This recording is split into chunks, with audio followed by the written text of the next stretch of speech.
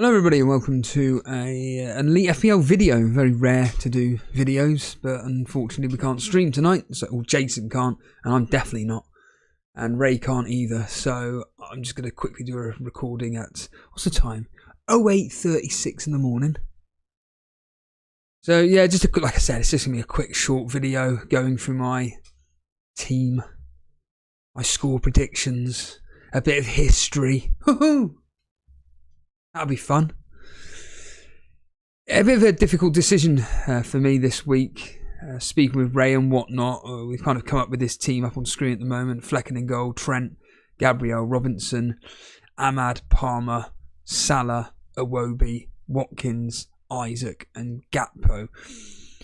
I am tempted to play Timber ahead of Robinson. But it's all dependent on what the history says. If the history is suggesting a clean sheet for Arsenal, then I'm more than likely going to do it, because I am expecting, although ironically I'm expecting both teams to concede. But I always like having a large amount of players in the final game of the game week, which of course is at bloody 7 o'clock on Sunday between Man United and Fulham. Which I think could be a good game actually. I've just seen the score. Man United winning 2-1 thanks to an own goal and a 92nd minute winner from Bruno Fernandes. Again, I can't comment on it. I don't watch any football at all, but it's just pathetic, isn't it? Really, when you think about it. I see Rangers. I mean, they scored in the 86th, 88th minute. But still, I always have hope for Man United. But when they've got their own manager coming out and saying they're the worst Man United team in Manchester United's history, says it all, really, doesn't it? But I did my transfer this week. I did Wood out for Gakpo. I had the exact funds, and if I hadn't done it on the day that I did it, then I wouldn't have been able to do it for free. So I've done that now. Me and Ray looked at the fixtures, and certainly Nottingham Forest's fixtures are a lot worse over the next 4 compared to Liverpool's Gakpo, and certainly compared to, say, Isaac or Watkins. And Ray came up with a really, really good plan. See, Ray may not play FPL, but he puts more time and effort into my team than I do. Think about that.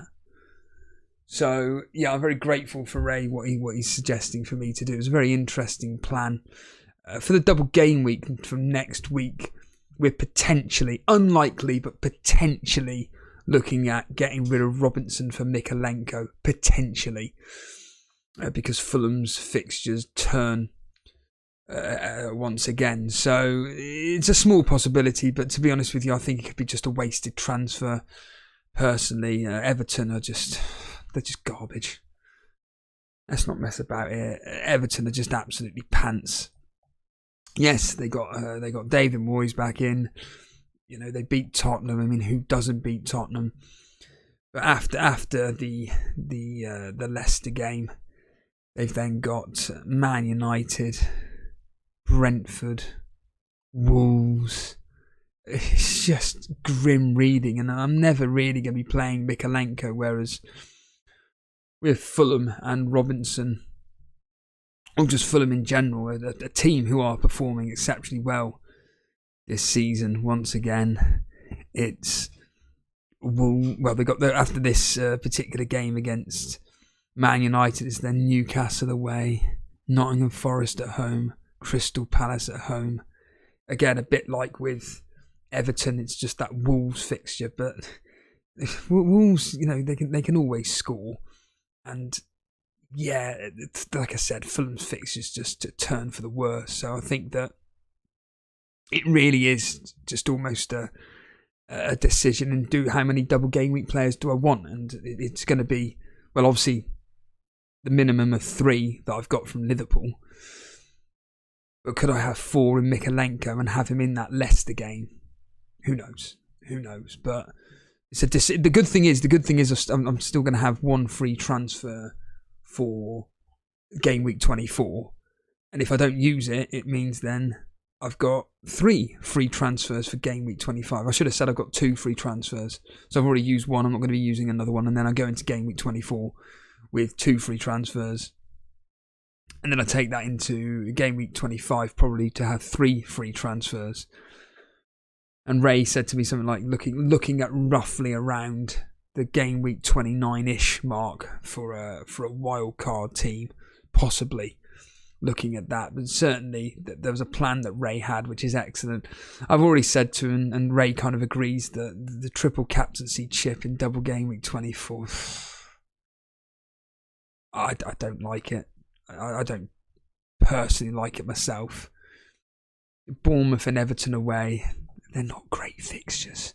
If it was still 2 away games and it was something like, if it was ironically something like Chelsea and West Ham, or for argument's sake Tottenham and Crystal Palace, I'd be more inclined to use it. But Bournemouth and Everton, they're not that bad at home. In fact, they are very good at home, and they don't concede many goals.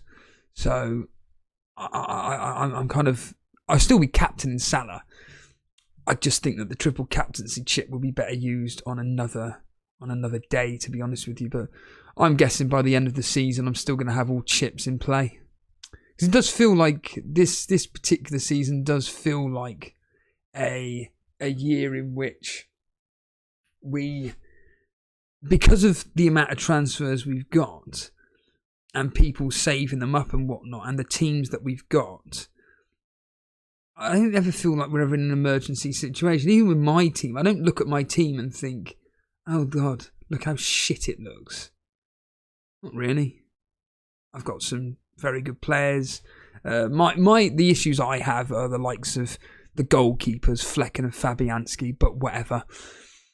Trent, most people are wanting Trent, especially for this double game week. Gabriel, most people own anyway. Robinson, most people own. And then Timber, you could probably, instead of having Timber, Munoz is the popular pick for a lot of people. And then in midfield, Palmer, Salah, everybody owns, and then it's just a combination of which, if you've got another big hitting midfielder in the likes of, say, Fernandez, or likes Fernandez. Other than that, most people have got the same midfield as me, and then up front, most people have got Isaac, and then a combination of Wood, Visser, Mateta, Raul, and then obviously with this double game week coming up, a lot of people are looking at Gakpo.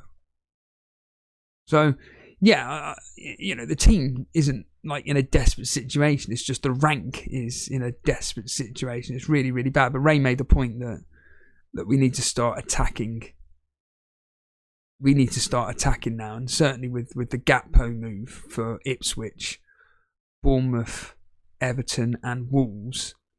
Look, it's a good move. It is genuinely a good move, and I'm happy that I've gone and got the player in when necessary, and in this specific case now, because then we can, what was he saying, we can then jump off Gakpo and then get on to doubling up with I was going to say Aston Villa then, with Brentford, where it will be from game week 26ish roughly, Leicester, Everton, Aston Villa, Bournemouth. Because Aston Villa on game week 25 have got Ipswich. Oh no, that's right. He mentioned Isaac, jumping off Isaac in game week 25. It's a great shout.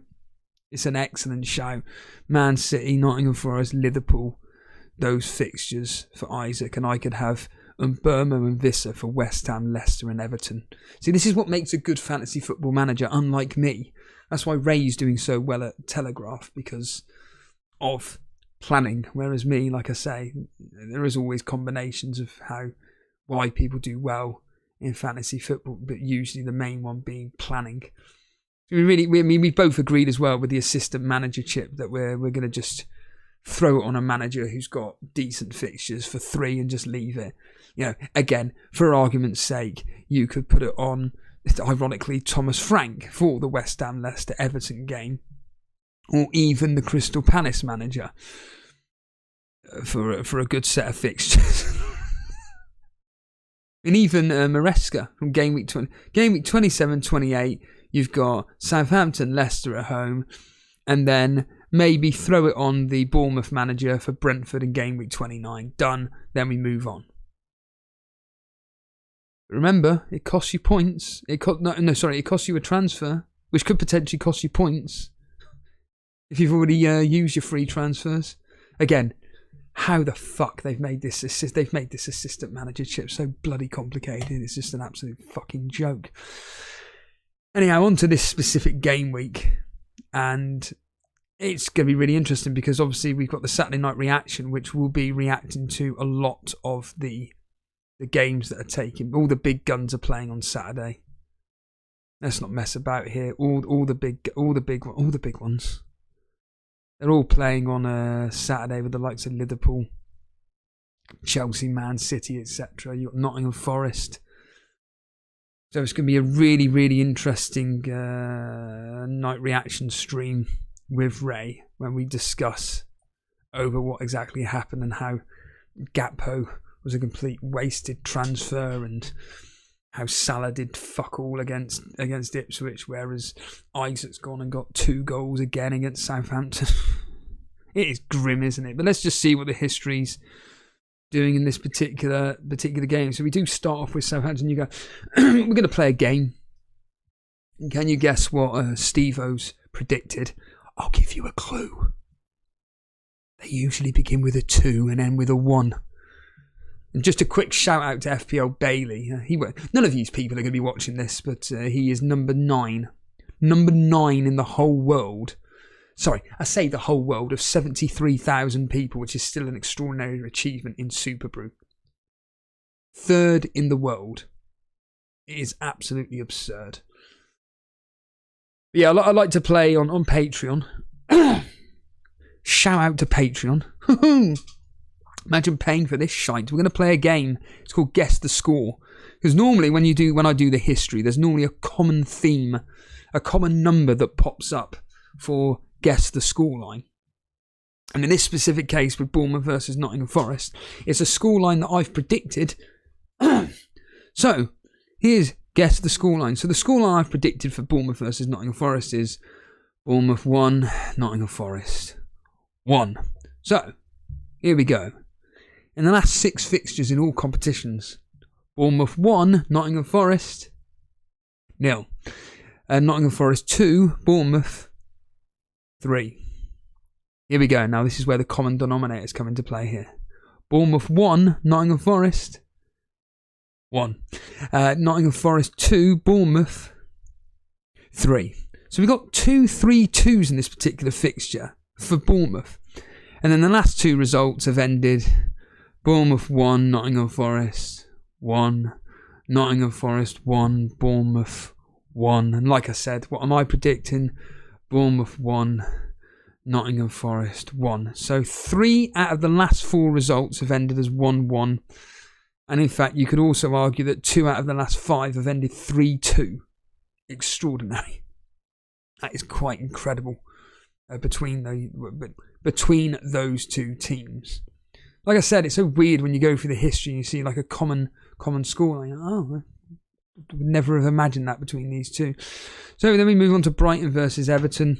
I'll give you my scoreline actually at the end of what I'm thinking. And there isn't a common denominator other than lots of goals. And I mean lots of goals in this particular fixture. So in the last 6 fixtures, all in the Premier League, we've got an Everton 2, Brighton 3, Everton 1, Brighton 4, Brighton 1, Everton 5. That's incredible. So in the last 3 fixtures between those, that's 12 goals for the away team. And then it's Everton 1, Brighton 1, Brighton 1, Everton 1, Everton 0, Brighton 3. And that's what I'm predicting for the reverse fixture. I'm going with Everton to lose 2-0. Everton are just so bad away from home that I'm expecting Brighton should be winning this game. They should be targeting to win this game. And not only target to win this game, but keep a clean sheet as well. Obviously, on to the big one where most of us are going to be captaining. Well, I'd like to think most of us are going to be captaining Salah. You know, the truth of the matter is that it's either him or Isaac. They're the most popular captaincy picks. And this data runs all the way back to the year 2000. We got a 1-0 win for Ipswich, 1-1. But then here's two big scores of 6-0 and 5-0 to Liverpool. And then back to 1-1, where Liverpool won on penalties. And then the last time these two played was Ipswich 0. Wasn't that the opening day of the season? Or the following, the game week after the first day of the season, but it ended up being 2-0 to Liverpool. Yeah, because that was it. Saturday, the 17th of August at 12:30 kickoff.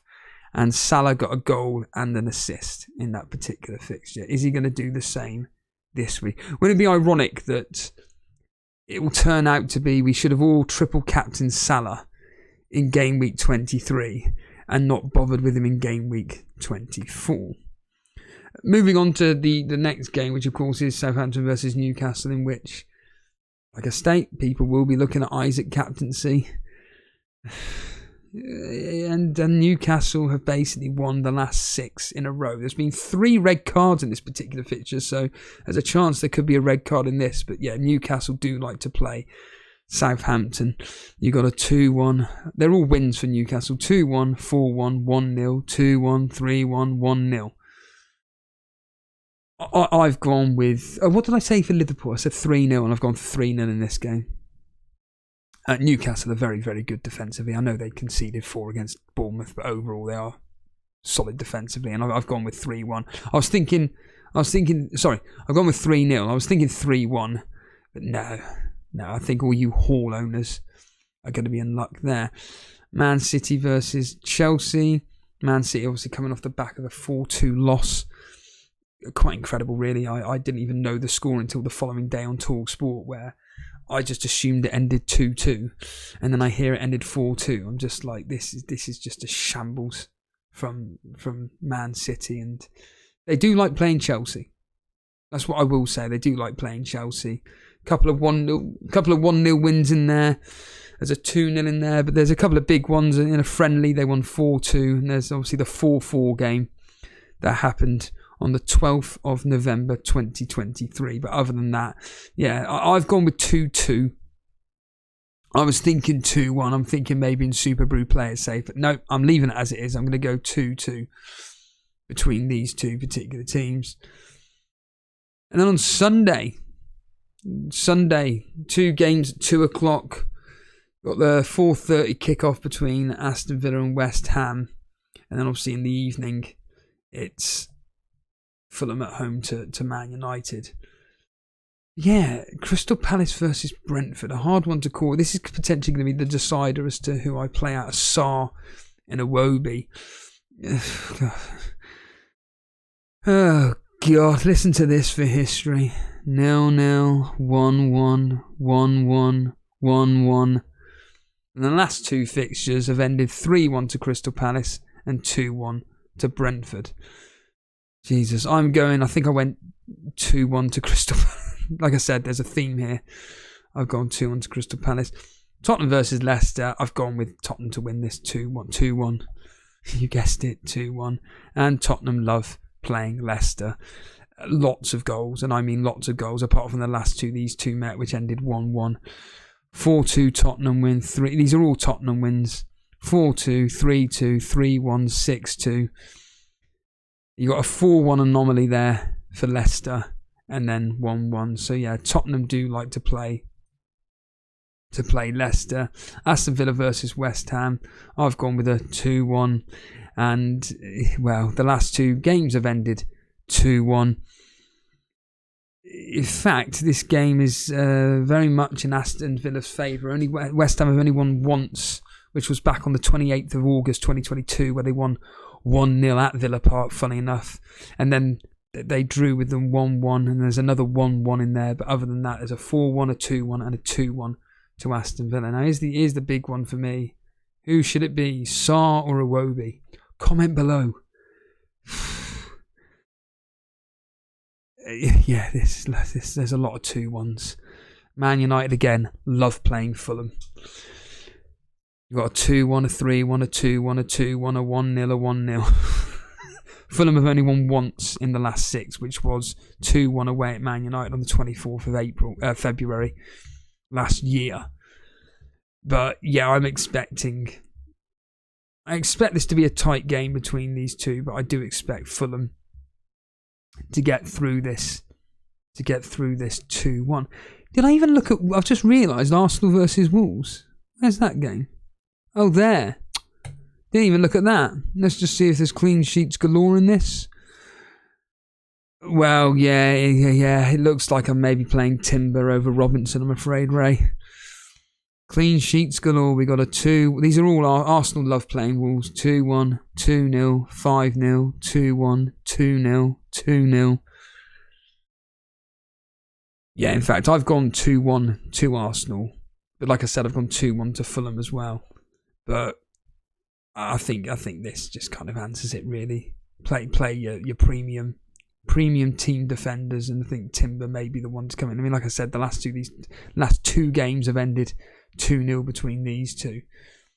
Certainly, if we look at the current Premier League team and home form, which is what I also like to do when looking through and kind of making a basic decision as to what's going on. So if we're looking at Liverpool, for example, home to Ipswich, I mean, again, ironically, they haven't scored as many goals at home as they have done away from home, but they've only lost once, which was against Nottingham Forest, conceded there. I can't see Ipswich whatsoever scoring against Liverpool, even though ironically the last 2 out of the last 3 fixtures have ended 2-2 for Man United and Fulham. But barring that, we got a 3-1 win, and you got a 2-0 win, 2-0 win. Come on, be 2-0. Make it a hat-trick of 2-0 wins. 2-1. So yeah, despite the fact that there's been the odd game here or there that Liverpool, well, in fact there's not been the odd game, there's been a lot of games there in the last 6 at home that Liverpool have conceded, but I can't see Ipswich scoring away from home. I mean, in the league table, ironically, in the league table, they're 15th away from home. They've only lost 3 times in the last 6. They scored twice away at Fulham.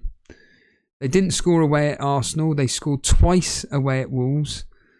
Didn't score away at Nottingham Forest. And coincidentally, both 1-0s. They beat Tottenham 2-1, but again, we'll just classify them as relegation. They scored 3 against Brentford. So actually, maybe Ipswich do have a good chance. And Newcastle, obviously, last 3 games, they've won away from home. 2-1 against Tottenham. 2-0 against Man United, 4-0 against Ipswich. And as you know, Southampton at home are absolutely cack. They scored 7 times but conceded 27 goals. The last 5 fixtures, all losses. 5-0 to Brentford, 1-0 to West Ham. You've got a 5-0 to... Jesus Christ. Maybe Isaac is the one. Jesus Christ. 5-0 to Tottenham, 5-1 to Chelsea, and then 3-2 to Liverpool. Wow. For anybody listening into this that wants to take maybe a bit of a punt, and when I say a punt, I mean in the sense of going against Salah. Maybe Isaac's the one, maybe Gordon's the one. Jesus, 3 out of the last 4 have ended 5 goals to the away team. That's quite extraordinary. Let me just read that again. This is the last 5 fixtures for Southampton at home. They lost 5-0 to Brentford, 1-0 to West Ham, but then 5-0 to Tottenham, 5-1 to Chelsea, and 3-2 to Liverpool. That's incredible. Just quickly see how Wolves get on at home. Scored 14 goals at home, 4 out of the last 6, or 3 out of the last 4 they've lost. They lost 3-0 to Nottingham Forest. There's a 2-1 loss to Ipswich, 4-2 loss to Bournemouth. They did win 2-0 against Man United, but Arsenal away from home, usually pretty good defensively away from home. I mean, they drew 1-1 with Brighton. These are all away. They conceded 1 against Brentford, conceded 1 against Crystal Palace, 1 against Fulham, brilliant, 2 against West Ham, and 1 against Chelsea. So they actually kept a clean sheet in the last 6 away fixtures, interestingly enough. How has Fulham done at home? They've drawn the last 4 fixtures. 2-2, 2-2, 0-0, 1-1. Man United away? How are they setting up away from home? Do they score many goals away from home? Do they fuck? They've scored 10 goals in 10 matches and only conceded 12 goals in 10. Lost, drawn, lost, won, lost, draw. So expect a loss. So 2-2 against Liverpool. 2-0 against Wolves. Lost 2-0, that is. Beat Man City of all teams 2-1. And then they lost 2-0 to Arsenal. 1-1 with Ipswich. And lost 2. So if they are going to lose, it's to 2 goals. I've got this game as 2-1 Fulham. So Fulham are going to want to take advantage of a team. It really is Man United. It truly is Man United today. This hasn't helped me at all, has it? Let's just hope Aston Villa at home are any good. The answer is no. They drew 2-2. Well, actually 2-2 with Arsenal was a very good game, but then they beat. Oh wait a minute, that's the away form. I'm looking at home form. I'm supposed to be looking at home form here. Home form, yeah, Aston Villa are very good. In fact, they're excellent. They haven't lost. They've only lost once this season. The last 4 out of the last 5 have ended with wins. A 2-1 win against Leicester, 2-1 against Man City, 1-0 against Southampton, 3-1 against Brentford. So expect to win, but at a cost of a clean sheet. Whereas West Ham away from home, I mean, again, it's all ups and downs. Once they lose a game and come back with a positive. 4-1 away at Man City. They beat Southampton 1-0. They drew 1-1 with Bournemouth. A 3-1 loss against Leicester, but they beat Newcastle 2-0 of all teams. Lost to West Ham, Nottingham Forest 3-0. So again, it's all up and down for Aston Villa. It's kind of telling me that Aston Villa should be winning that, but they'll probably end up conceding a goal. So yeah, like I say, overall, I'm pretty happy with the way things are with this particular game week. As I stated, most people have got a similar team to mine, give or take, maybe the odd differential here or there. But as I say, I'm happy with this lineup, and certainly we move into double game week 24 when I'm set up really, really well. Like I say, with the 3 Liverpool assets that most people are either wanting or have got anyway. And then it's just a case of, right, do I want an Everton double game week? I know there's a few people that are jumping on the DCL bandwagon, but I'm not going to be getting rid of Watkins or Isaac for DCL when, I mean, ironically, they've probably got really crap fixtures, but, you know, you've got the likes of Isaac in game week 24 at home to Fulham. And then you've got Watkins away at... And I can't even see them. Away at Wolves. I ain't going to be getting rid of either of them. For DCL at home to Leicester. Anyway, either way, let's get the fuck out of here. As ever, thanks for watching. And I'll catch you guys Saturday, tomorrow. Tomorrow evening, 8 o'clock with Ray, discussing all the day's action.